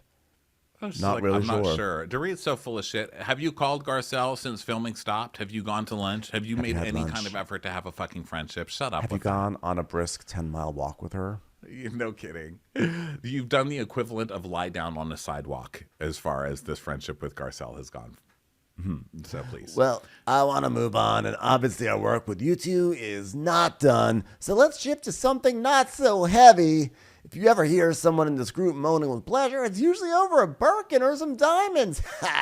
But when it comes to sex talk with the Beverly Hills women, are not afraid to let their freak flags fly. Watch this segment that's hilarious and shows just how wacky and sexually open they really are. And they're like, what's scissoring? Have you heard of scissoring before? Oh my God, scissoring. I'm like, wow, look at them. Cutting edge. You gotta love all these women in Hollywood acting like they're the most pristine, untouched, little innocents that have ever walked the face of the earth. They're like, what? Homosexuality? Whatever is it? Women can't be gay. They don't come up with any jokes for the confessional. I've not heard one from a woman. So Andy's like, all right, Garcelle at Magic Mike, you seem to line up with the dancers in the abs in your vicinity. What was it that caught your eye? Was it that, the abs, or was it something else? So they talk about this Magic Mike stuff, and then they start trying to get under Crystal. And he's like, okay. Felicia from Rashad says, Crystal, what was up when you said Dorit hasn't seen a real body part in 10 years? Whoa, Dorit, what's your reaction to that? And she goes, well, I'd love to see exactly what everyone thinks about me, besides my square boobs. Is fake. Anybody? Name one thing. I was like, girl, your eyes are a different size. Your nose is... You know that pictures of you in high school are on the internet, readily available, right? There is no shame in your game. Whatever you've done looks fantastic and fairly natural. I think even your boobs. I think people should leave her square boobs alone, personally. That's just what they say on the internet. But listen, you paid for it. You should brag about it. Crystal's like, I was just being funny. Oh, funny. Got Is it. it? Got it. Is Oh. it? You know what I think is funny? Veins. How do you feel about that, Crystal? Veins. My veins. So Andy's like, Sutton, while you were on the bull, Erica said, if Sutton's bull riding skills are anything like her dick riding skills, it's no wonder she's not getting a second date. Ha! Rebuttal. Anyway, it's just more stuff. Sutton's like, no. I like that Sutton doesn't fall for it. She's just like, no, not really. You know what? Riding bulls is hard, but riding the other thing is much easier. Sutton, if you can't even say dick, it's not much easier, okay? Sutton doesn't ride. You know Sutton doesn't ride anything. No, Sutton she's barely rides in a car, okay? No. Sutton is she's like counsel without a W. She's just a layer. She just lays there. You know, I'm the same way. I don't do any riding. I make no effort, and I can see that in other people. I see the low effort in other people. Takes one to know one. You're a layer. Accept it. So Andy eventually is like, Kyle, in season 10, we saw you very finicky about the implication that you and Teddy were romantically entangled. But now that you're scissoring Dorit, and you saying you would date a woman, what's changed? Well, Andy, I'm totally different, because I was raised in a certain way where it's like, oh, you have to do this and you have to do that. I'm like, whatever, but now it's more trendy to be gay. And also, I met a very popular person who's a lot younger than me and has better Q ratings than me, who happens to be gay. So I'm willing to give it a shot now. Son's like, and I don't think any of us would be judgmental or care. I know we would be supportive. Son's basically doing the parent thing where you're trying to say to your kid, we know you're gay, just come out of the closet. We'll still love you, but I don't want to out you. So I'll just say, whatever path you choose in life, we support you no matter what. And if you'd like to maybe share that path with us, no, not yet. Okay, that's fine. But if you choose a path, regardless of what path that might be, we're here for you. That's cute. I love your path. That's a good path. That was not my path. My path was your shrink told us you're gay, and if that's the case, enjoy hell, okay? Enjoy not living in this home. Okay, you can enjoy that. You can have fun with that. Are you gay or not? I was fuck yeah, I am. Dick for life. Never get out. Maybe that was Big Kathy's approach. So now we go to a commercial break. And all right, well, let's talk about the new wife. Busy mom and fitness fanatic Anna Marie was rated an 8.5 by her husband, which, to be fair, is a solid B. But questions about her job title and son's esophagus had Crystal calling her a B. Get it? Because it's one's a B, but the other one's a B also. But the one B stands for bitch, but the other B stands for okay. Ha! So good. Do you think she was a C when she called you a B? God, I love great talk. So then we see the Anna Marie package, which is, extremely tiring. And this was another time when Kyle denied a friendship with someone because she was pretending to be friends with Anna Marie at the beginning of the season. And the reaction to her has been lackluster, to say the least. Yeah. And Kyle has been in interviews I barely even knew that woman. Wow, so that's just how Kyle rolls, Wow. I have to say, there's something really weird. I don't know. I actually almost feel bad for Anna Marie. I feel like she came into the show and she had such a she flopped so hard in a way that I feel like she's been I don't know, somehow I actually feel, I don't know why I've never felt so bad for someone flopping, because we've seen flops. I mean, look at what's her face last season. Diana. We've seen big flops. People hated her too. I mean, people were really hateful of her too. Yeah. And Anne Marie, it's she reminds me of that Simpsons episode. Was it Homer or something, where he just keeps on stepping on rakes and they just keep hitting it right in the forehead. And I'm I actually am I don't know. I have a weird thing. I feel bad for her. Even though she has had problematic views about things. I don't know. She is the worst. Her husband is the worst, and she only makes it way worse for herself today. Even though she tries the whole crying thing, oh my God, you guys, being on TV is so hard. No one prepared me for how mean people are. It's because you suck. I think you came on here and you immediately started bullying somebody because you wanted to be cool with Kyle, who you considered the lead of the show, and she also considers herself the lead of the show. And you immediately started going after somebody just to be cool to this other chick. That's not a good person, And then this whole doctor versus nurse thing and trying to make it that everyone's attacking your profession, which is absolutely She's done terrible not true. Things. She just she's you been just a disaster. Listen. She's I a flop. just want it to be clear. It's nothing personal. You just suck as a person. You know what I mean? It's that's your issue. You've foisted yourself and your terrible views on everybody else. I'm not going to feel bad for you. Sorry. I do feel bad for her about her mom thing. That stuff's not that cool. was obviously we're not going to make fun of that. But the rest of it is your own fault. I'm not going to sit here and feel bad for you that people gave you shit all season. You were awful this season, and you continue to be awful in this reunion. And then you went and you tripled down on awful on your Instagram, which we'll get to in a little while. So I didn't see that. Okay, well maybe you can help me snap out of it because I'm not normally this sympathetic to flops. But Listen, you like who you like. I feel like it's important. no, I to, sometimes get you like know. sometimes I just will feel bad for someone. Like I don't know, they pull my heartstring and I'm easily manipulative. Listen, Kyle would run circles around me because I can be manipulated so easily. So but this was also classic Andy Cohen. So some questions about like the 8.5. Like, hey, what do you rank your husband? Well, he's an 8.5. Ha ha ha ha ha ha. Okay. I want to express my condolences to you. I know your mom recently passed. Yeah. What can you tell us about her? So she's talking about her mom. She's sobbing basically because she lost her mom, which was devastating. Her mom had a tumor. Very, very sad. She was dealing with it actually during the entire show while they were shooting. She was compartmentalizing. She's sitting here on the sofa, crying, tears coming down her cheeks, like barely able to get words out. And he's like, yeah.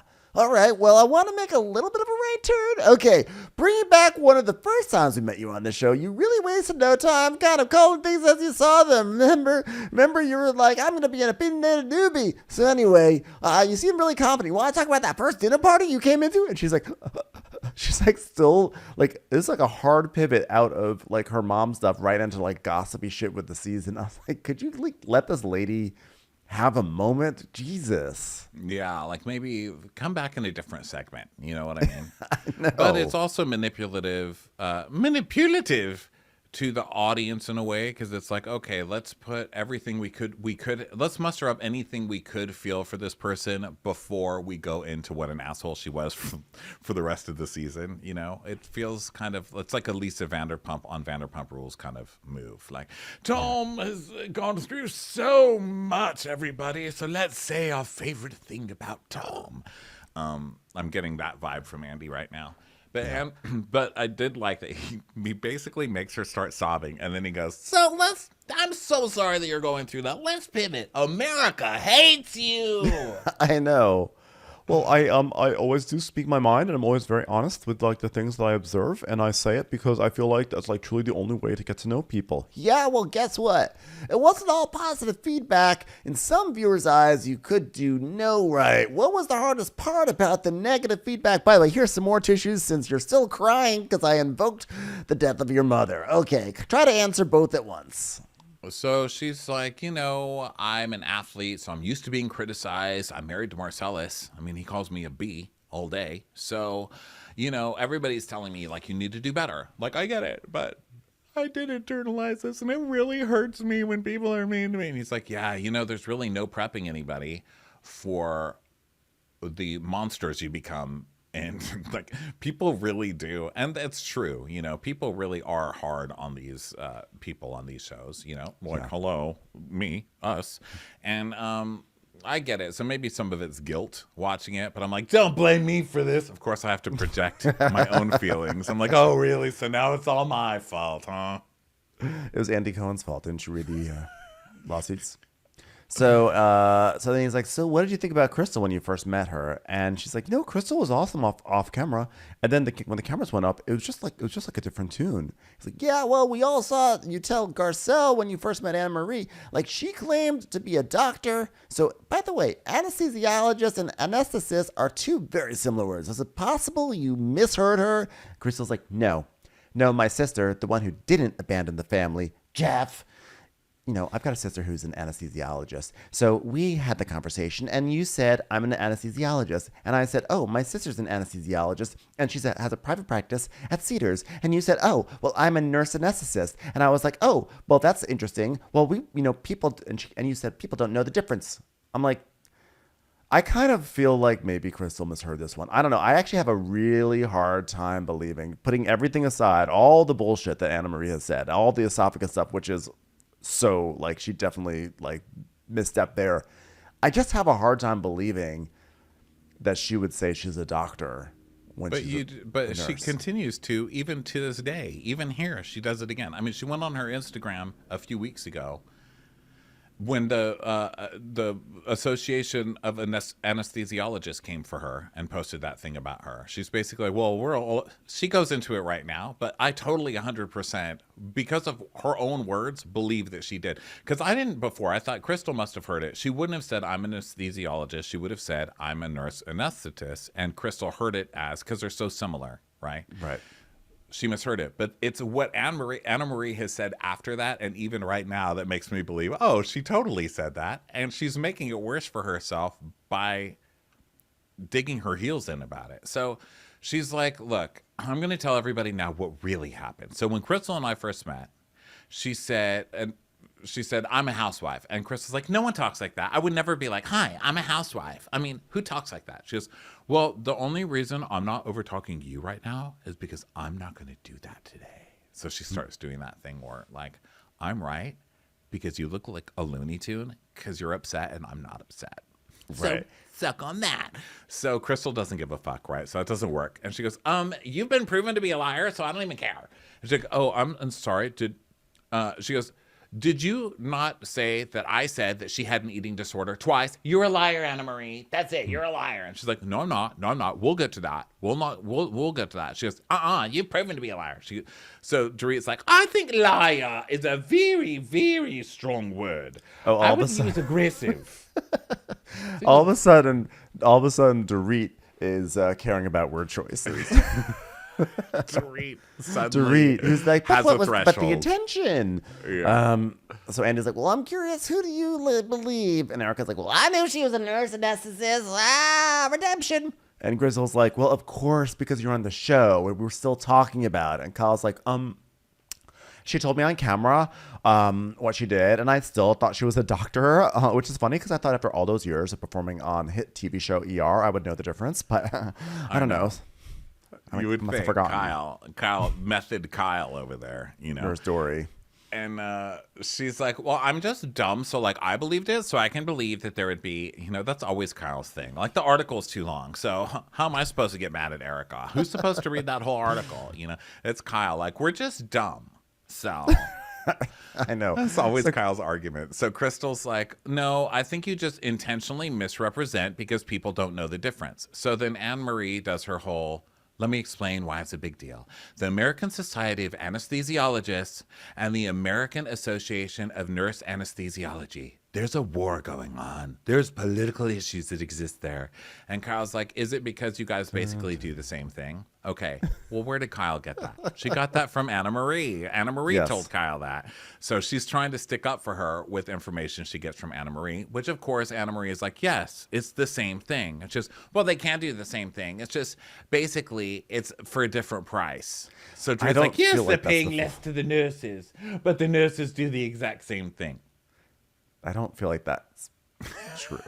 So I'm just that's why I'm saying that I believe that Anne-Marie says this, because Anne-Marie is the one filling their heads. And Anne-Marie even says right now, we do the exact same thing. It's just we get paid less and there's a war going on. So listen, I've said it before. You're not a slouch for being a nurse anesthetist. That's an 8-year degree. Okay, that is something to be proud of. There's no shame in that. But to say that being a nurse is the same as a doctor is just not the truth. It's not the truth. It's not the same. I think that Andy puts it best. Somewhere in here, he says, it seems like you blur the lines. So I don't feel like she said I'm a doctor, but I think what I personally, as Ben Mandlicker, would feel more comfortable saying is, yes, it seems like she does blur the lines. Like we even see in the flashback when she and Crystal are fighting at that party, and Crystal says something, and Anne-Marie goes, "Oh, did you go to medical school for whatever years?" And it's like, okay, so she's almost implying that she went to medical school, which I don't know if nurse anesthetists do go to medical school or not. I mean, quite frankly, I don't care because it doesn't detract either way from what they do. But I can see again how statements like that could blur the lines, and either way, it's definitely a full-on mess. By the way, I love the anesthesiology and anesthetist turf war. Like, I hope that's like the next big HBO drama. Like, that's the next Game of Thrones, is like house anesthetist versus house anesthesiology. It's like Game of Thrones, but everything is represented by 3D, like oxycodone, you know? Yeah, I don't think it'll do well. I think it'll really put the audience to sleep. Get it, darling. But it won't be as painful to watch. So that's something. So just so people know, a nurse anesthetist, because this is also very hard for gay people, so I don't appreciate it. I would appreciate you both reconsider what you call yourselves. Especially someone like me who has teeth aligners in and now has like a bonus lisp. I've got gay tongue. How am I supposed to have this conversation? So a nurse anesthetist is a medical professional who assists physicians with administering anesthesia to patients.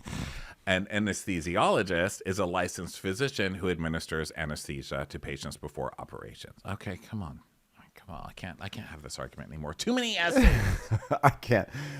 The point is this, that there are definitely blurred lines, but I also feel like there are blurred lines, but I do have a nagging sense that Crystal may have also misremembered something, because it was like a year later. I don't know. It's like a But little. Anna Marie is admitting it. She's basically saying we do the same things. So she's still saying the same thing even now, which is why I think she's purposely blurring the lines. So Crystal's point, I think, is valid. She's like, listen, you're weaponizing your profession against Sutton. You're saying that you have all this knowledge and that's why Sutton is XYZ, not to quote Larsa.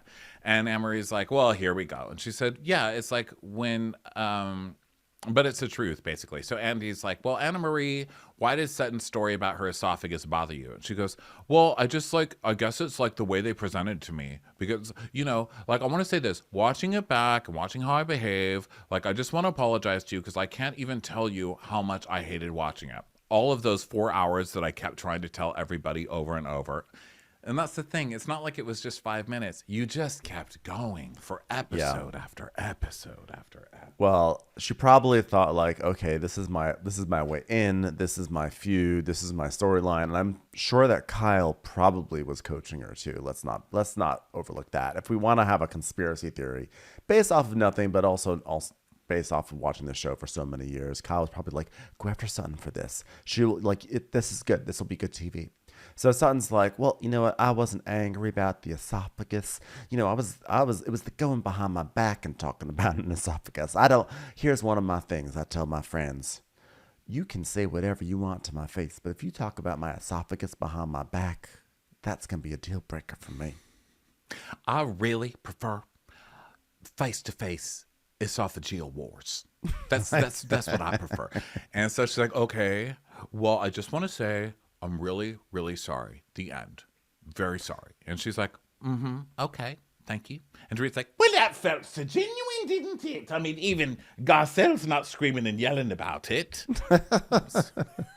And it's a lesson learned. We all make mistakes in this group.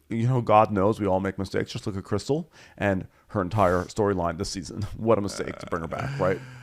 So they go on break, and Kyle's like, guys, listen to this. Listen to what Vanderpump had. This is hilarious. Yep, second week in a row, bringing up Vanderpump. Love her. Gotta love her. So she met with Crystal, and she was like, oh my God, who are you? And Crystal's like, I'm a housewife, which I think is funny because they just had the argument where Crystal is arguing that she would never introduce herself that way. And It just so happens that she is forced to introduce herself that way to Lisa Vanderpump. Right. It's so funny to me.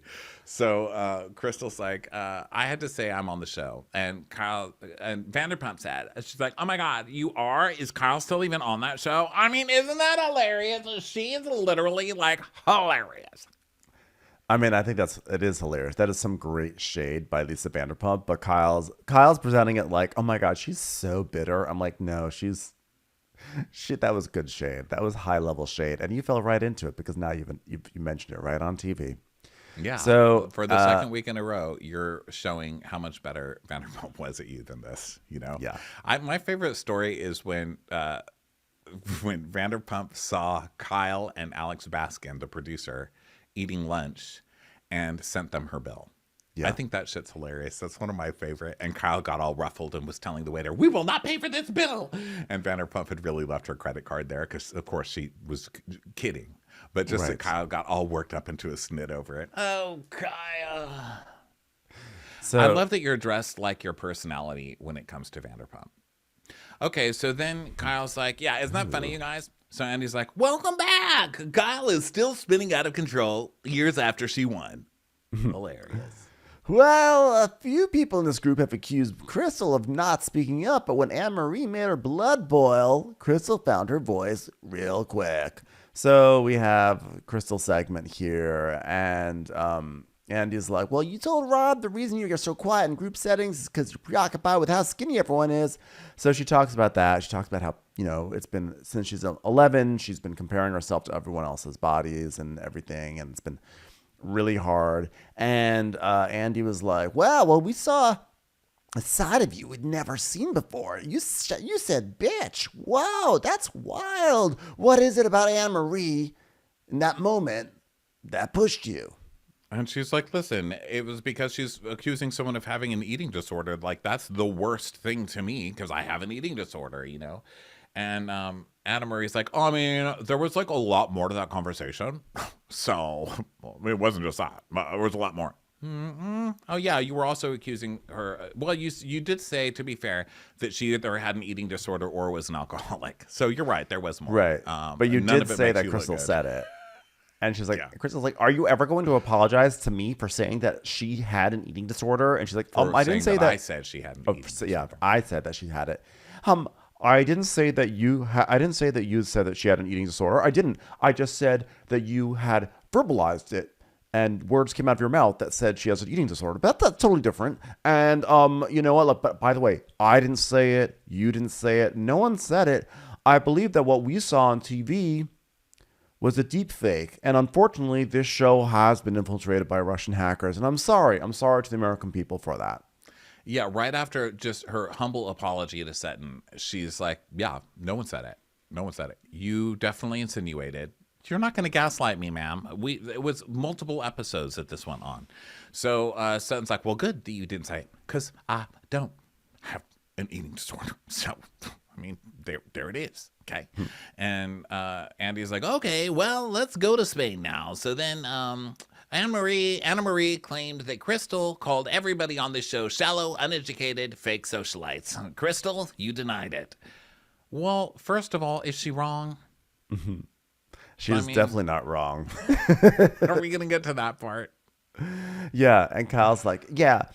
And I believe she said that because she intimated things like that by saying like, oh, those are some big words for you. I'm like, Kyle, you don't read past the headlines. So you literally just said you won't read a headline. And you also just said that even when Anna Marie told you what she did, you still didn't know the difference because you're just a dum-dum. So Crystal's like, look, the reason why I said it is because, we have dumbass conversations all the time. I always say we have dumbass conversations because there's a bunch of dumbasses in our group. A lot of very, very dumb people who try to wear green the way I do, but don't look as good. That's you, Kyle. That's you, Kyle. Now, just to be fair here, I 100% believe that Crystal said to Anna Marie, I'm on this show, The Beverly Hills Housewives. Everybody on that show is a goddamn idiot. They're a bunch of bimbos who pretend they're socialites, but they're really all poor. I believe 100% that Crystal agree. said that.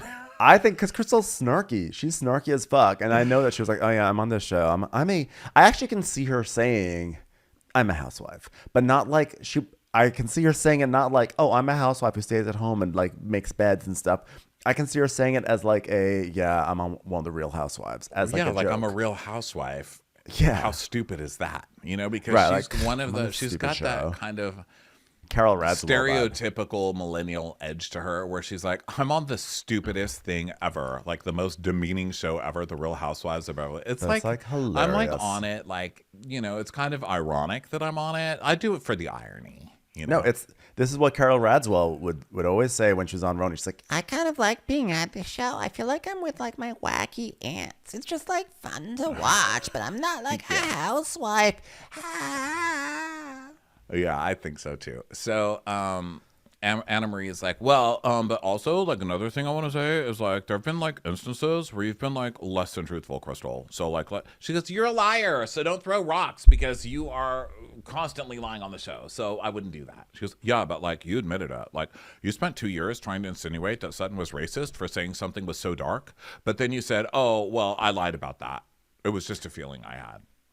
No, I never made that up. Yeah, you lie about your 14 friends, and like now they'll lie about me, and I'm like, I don't want to be a part of that. Like, I don't want to be a part of like your system of lies. And Crystal goes, well, you're not part of it, so don't worry about it. So Andrew's like, All right, cool. Wow, Crystal, feisty tonight. Good to see that. All right. More than the shallow or fake social allegations, Dorit, you seem particularly offended by the slight on your education. Why is that? Well, I'm the only person here with a college degree. And they all start cracking up. Like Anne-Marie like falls over laughing. She's like, hello, you idiot. I'm basically a doctor. Did you not hear me? yeah. So they're like, well, this was the Anna-Marie post on Instagram I was talking about earlier. First of all, I'm going to do us both a favor and not read the whole thing because look at this. It's a wall of geez. text. I can't. She even says a key to clear conscience and she puts a key emoji. So that's how you know it's super important. And it's bullet pointed with little arrows. Bullet little points. Bullets. So she's like, do not misrepresent the truth about someone else's character, career, or integrity. She didn't. You admitted to misrepresenting your own career. Do not backstab someone, then admit to them off camera that you lied about them for a storyline. What? She did not admit off camera that she lied about you for a storyline. Give me a fucking break. Do not, and that's a whole paragraph I won't go into. Do not repeatedly disrespect and diminish the healthcare workers' Oh, so now you're hiding behind the whole, I'm a healthcare worker, so you can't be mean. You are misrepresenting yourself over and over, even in this post, ma'am. Nurses are imperative. No one said nurses aren't important. Find your voice, but do so by building yourself up, not by having to try and tear down the same person down continuously. Always be authentically yourself, regardless of who's watching. Don't put on a facade to save your job. Oh, God, I can't. So I can't. The point is she doubles and triples down over and over. I can't with her. You know what else I can't with? I can't with breaking news from Bravo.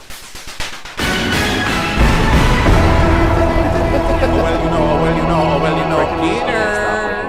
Stop. That was really loud. I apologize. So when you went on to Instagram to look at Anne-Marie's thing, I then opened up mine to see what you were talking about, but I got sidetracked by some Very important news coming out of the for sale list county register. Vanderpump Rules alums Jax Taylor and Brittany Cartwright announced separation. It's on E! News. So for everyone who wants to see two people trying to drum up publicity for the Valley, congratulations. You have done it, you two. Congratulations. Yes, Jax has been angry that Vanderpump Rules is getting so much attention with this stupid cheating storyline that he has decided to blatantly rip it off for his own stupid show that we will be watching every moment of and not caring about. Coming soon. Coming soon. Just wanted to put that right out there. We'll talk about it in Crappy Hour. Sorry to everyone whose ears were blown out by that jingle. I didn't realize it would be that loud. It didn't sound too loud to me. But Okay, you know good. what do I know? I'm a loud Big, person. listen, it's a big day of podcasting today. So the point is this. Jackson Brittany's stupid. Anna Marie's post too long. It needed bullet points also. Hey, and that was the bullet point. That Yeah, was you were doing short the bullet version. points. I'm saying it wasn't you. It was her. No, it was me too. It was me too. Because I say, you know what? And I have to say now, I love you so much, man. You're such a good friend. And I'm really glad that we do this show together because the sound of my own voice, my head would explode if I had to listen to myself that much in a row. You know, when I go on for that long, my head literally starts pounding. And it's not only because of self-hatred. I really do love you. You're a good partner. Oh, thanks. I love you too. No, listen, we are both prone to monologuing. Listen, Lord knows I monologue. I have my board game podcast off to the side, and every now and then I'll edit like the episode, I'll put it up, and I see the waveforms, and I'm like, what the hell is wrong with me? This waveform of my voice is going on for 2 minutes straight. That is not allowed. I've had that waveform truth, you know, Oh, where God, you when just you see see your those own waveforms. waveform staring back at you, going on for hours and hours. And then you see someone else's, and it's like their waveform is like half an inch, and yours is going on for like 5 inches on the final cut. It's mortifying. So don't you worry. Listen, it's all good. Okay, so she's trying to get on Crystal basically for the whole Sutton thing, which was kind of awkward for Crystal, that whole thing ended with Crystal never being able to specify what dark thing Sutton had said and then just backing off. And I'm still not sure what happened with that, if it was that Crystal had called a truce with Sutton and decided not to throw Sutton under the bus any further, or if she really didn't have anything. I don't know what it was, but I do know it's not really Anne-Marie's to bring up. as a newbie on this cast. You know what I mean? Stick to your If own anything, stuff. if anything, it kind of lends, not credence, but it just sort of supports this idea that Anne Marie did her homework and came on the show like with marching orders from Kyle to be like, this is what happened, now go. So anyway, so Dorit has now said that no one has a college degree except for her, which is hilarious. And Garcelle's like, by the way, you can still be smart and not have a college degree. And then eventually it turns out there's like 3 college degrees in the group. And Garcelle goes, but you know what, though? I'm going to stand by the uneducated comment based on you calling me a child bride because that is a disgusting thing to say. But little does Crystal realize that Dorit, an educated woman of the world, has a rock-solid response to this. She actually brings another white lady in as her defense, which I think is hilarious. She's like, how dare you? They called Priscilla Presley a child bride. Priscilla Presley, you know, of the Naked Gun movies. Luminary. And Garcelle goes, oh my God, it's not that, it's the Asian. Oh my God, see, this is what I'm talking about. Does anybody not see what I'm talking about? It's like, what? So what's wrong with that? And Crystal's like, well, as an Asian person, child bride is equivalent to mail order bride. Do you know that? Do you even know that? And she's like, That's some of my favorite things I get in the mail. That's what's wrong with that. I don't understand. oh, really? Are we not supposed to let our children watch The Princess Bride anymore? I suppose we've got somebody offended about that too. Well, I Oh. don't know all the words. Next, you're going to say that Hamaka Schlemmer is offensive because you order things in the mail from it. Wow, I didn't realize. I can't keep up. She's like, well, I obviously know now, but it was a throwaway comment in my bubble, my confessional. And listen, it's not what I was insinuating. It was off the back of calling us intelligent. It's like, well, you're kind of on the nose right now. Yeah, it was dumb. Well, the other thing is that Dorit was so mad when Crystal said, well, I was just saying something to be funny. And she's like, how could you? But now she's like, oh, it was just a throwaway offensive comment. No big deal. And So- Kyle interrupts, and she's like, But the other part of it, like, saying that you're 12, I mean, that's like, it's like something I say too all the time. It's like just a number. It's just like when you're saying someone's young, you're just like, well, I mean, what are they, 12?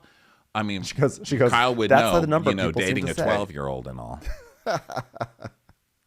But I like that Kyle's like, 12 is the number people say. I'm like, okay, Family Feud, thank you for answering the survey. Like, What? Give us a number that people say is an age that you are when you're being immature. 12, that's the number. Survey Number says. 1, survey says.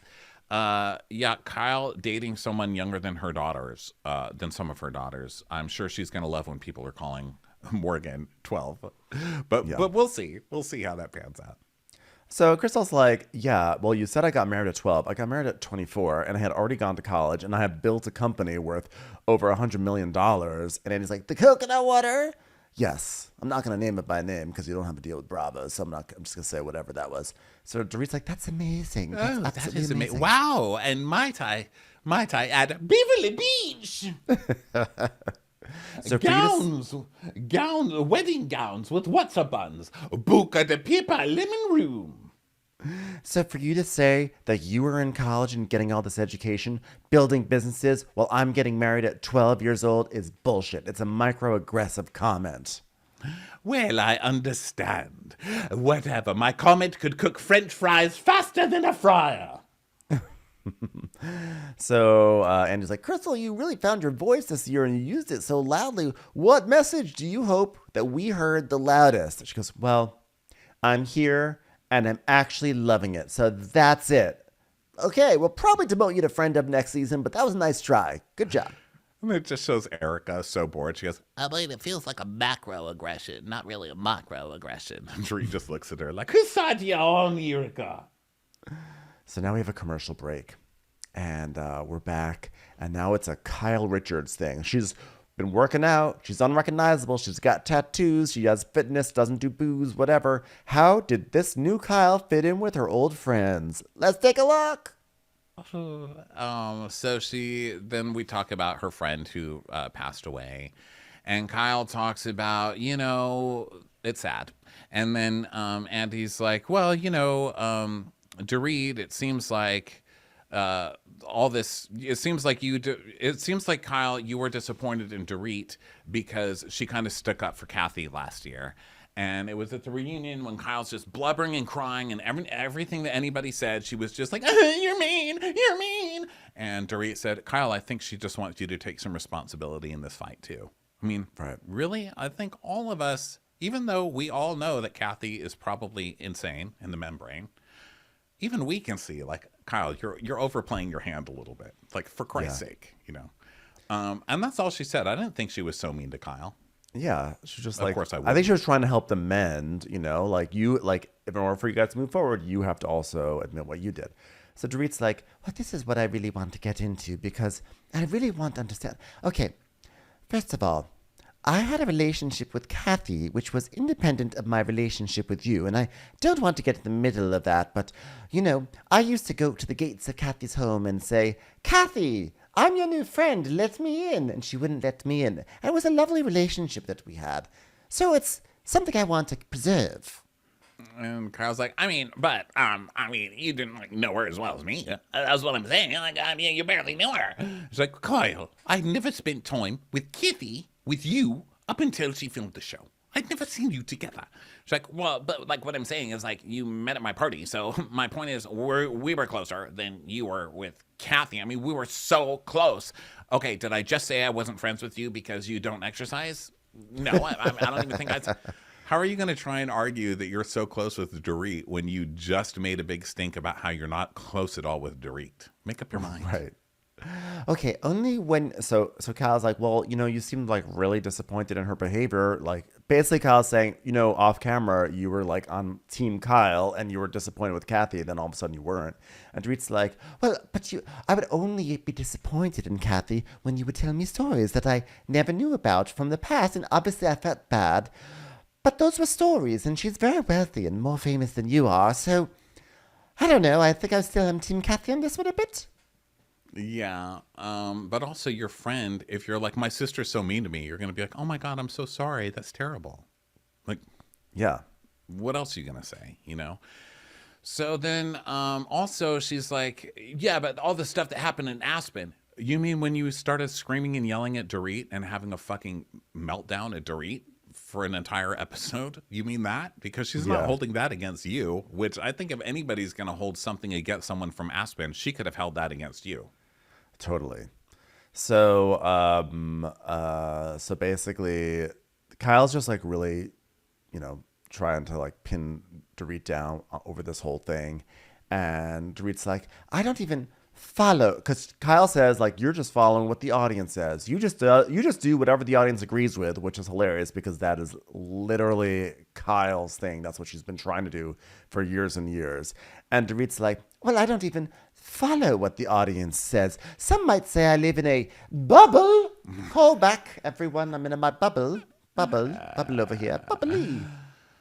And she's like, yeah, well, you knew the audience was like rah Kathy, so you were just trying to be on her side. Yeah, except the problem is the reason you yelled at her in Aspen is because she said the same thing. She was like, all Kathy is trying to do is tell you her feelings are hurt. And the audience hadn't seen it then. So they didn't know. She didn't know at that point whose side the audience was going to be.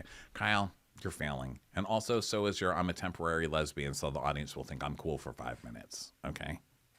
So then Dorit's like, well, that's not true. I don't follow the audience. And guess what? The audience doesn't follow me either.